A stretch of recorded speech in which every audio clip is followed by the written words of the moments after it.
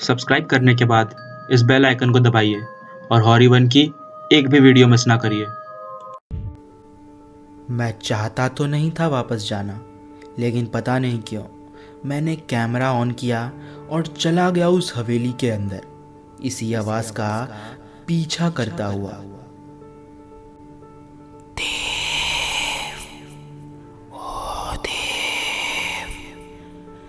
अंदर आओ, मुझे तुम्हारा सपना पूरा करना है।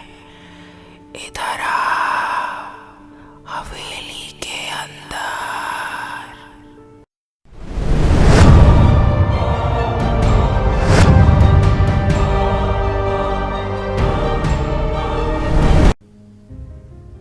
इस आवाज़ का पीछा करते हुए मैं शायद उस हवेली के बहुत अंदर आ चुका था। आवाज़ रुकने के बाद मैं जैसे बेहोशी से जागा, क्योंकि मुझे वक्त का पता ही नहीं चला कि कब रात हो चुकी थी। मुझे अच्छी तरह से याद है कि यहाँ आने से पहले मुझे कई लोगों ने कहा था कि चाहे कुछ भी हो जाए, इस हवेली में रात को कभी मत जाना।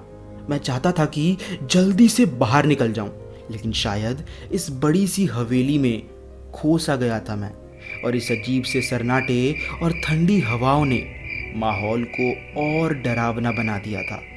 थोड़ा आगे बढ़ने के साथ ही मुझे एक अजीब सा आदमी दिखा, शायद वहाँ का चौकीदार था। मैंने उसके पास जाके उससे कहा, भाई साहब, मेरा नाम देव है, मैं कुछ फ़ोटोज़ लेने यहाँ आया था, मगर अब शायद खो सा गया हूँ। आप ज़रा बाहर निकलने में मदद कर देंगे तो बड़ी मेहरबानी होगी। ये सुन के उस आदमी ने मुझसे कहा, देव बाबू, रात में इस हवेली से कोई नहीं निकल सकता।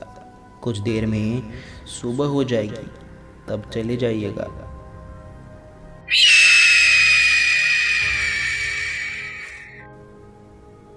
मुझे उस आदमी की बात ठीक ही लगी, क्योंकि इस वक्त सुबह के 3 बज रहे थे, मतलब 3 साढ़े 3 घंटे में उजाला हो ही जाएगा। मैं उस आदमी के बगल में बैठ गया। वो आदमी यहीं का ही लग रहा था, इसलिए मैंने उससे पूछा, भाई साहब, वैसे मैं एक पैरानॉर्मल रिसर्चर हूँ, भूतों की तलाश में यहाँ आया था। आप तो यही के लगते हैं, तो क्या आपने कभी कुछ ऐसा महसूस किया है? तो उस आदमी ने मुझसे कहा, देव बाबू, मेरे साथ तो ऐसा कुछ नहीं हुआ, लेकिन एक कहानी सुनी है मैंने। आप सुनना चाहेंगे? मुझे लगा कि ये सबसे अच्छा मौका है और जानकारी इकट्ठा करने का। मैंने कहा, हाँ हाँ, क्यों नहीं, सुनाइए। ये सुन के उस आदमी ने मुझसे कहा, कहते हैं बहुत सालों पहले इस हवेली में एक नौकर काम किया करता था। बहुत ईमानदार आदमी था, सबकी मदद करने के लिए हमेशा तैयार रहता था वो। एक बार उस बेचारे की पत्नी बहुत बीमार पड़ गई। उसने सबसे मदद मांगा, लेकिन उस गरीब की किसी ने मदद नहीं की। कुछ दिनों के बाद उस बदनसीब की पत्नी चल बसी, लेकिन वो आदमी इस बात को सहन नहीं कर पाया और काला जादू करके अपनी पत्नी को वापस लाने की कोशिश करने लगा। लेकिन ऐसे ही कोई किसी मरे को वापस थोड़ी ला सकता है। उस बेचारे की पत्नी तो वापस नहीं आई, लेकिन गांव वालों को जब इन सब के बारे में पता चला, तो उस आदमी को खतरा समझकर सबने उसको हवेली में तड़पा तड़पा कर मारा। वो बेचारा एक कमरे से दूसरे कमरे में भागता रहा, मदद की भीख मांगता हुआ, लेकिन बेचारा बच नहीं पाया।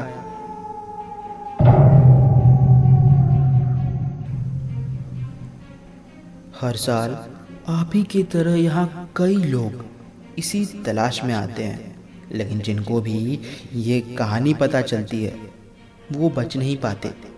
उसी आदमी की तरह उन लोगों को भी वैसे ही दर्दनाक मौत दी जाती है।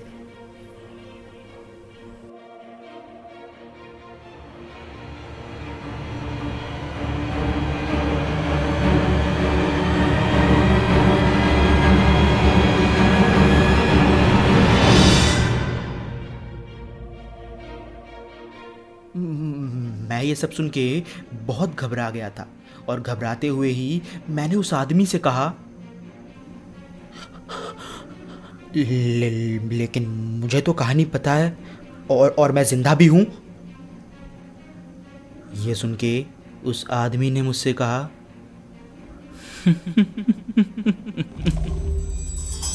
मगर ज्यादा देर तक नहीं बच पाएंगे आप, क्योंकि मैं मारूंगा आपको।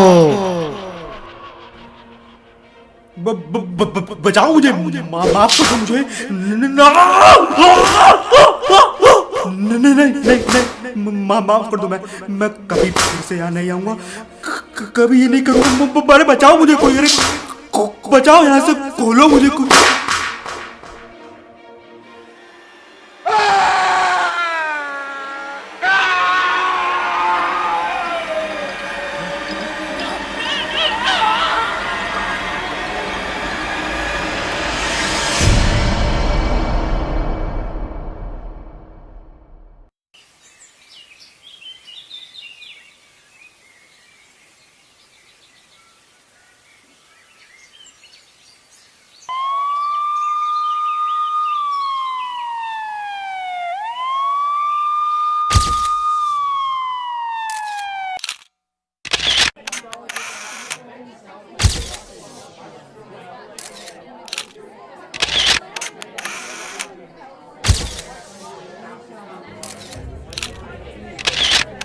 सुबह के तकरीबन 10 बज रहे थे जब इंस्पेक्टर अनुराग ने एक लाश के पास से मिली इस डायरी को पढ़ा, जो कि हवेली के ही पास पड़ी थी।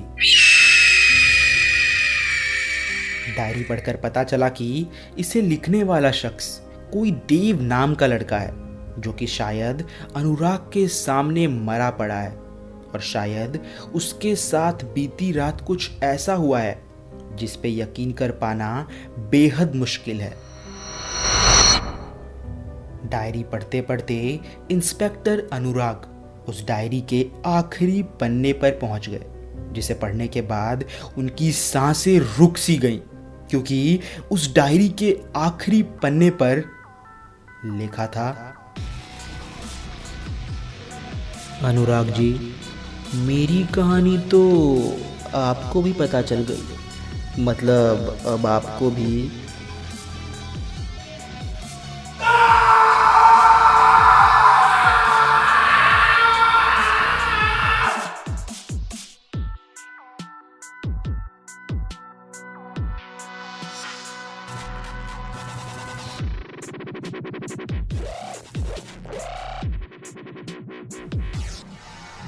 तो मिलते हैं अगले हफ्ते एक और डरावनी कहानी के साथ।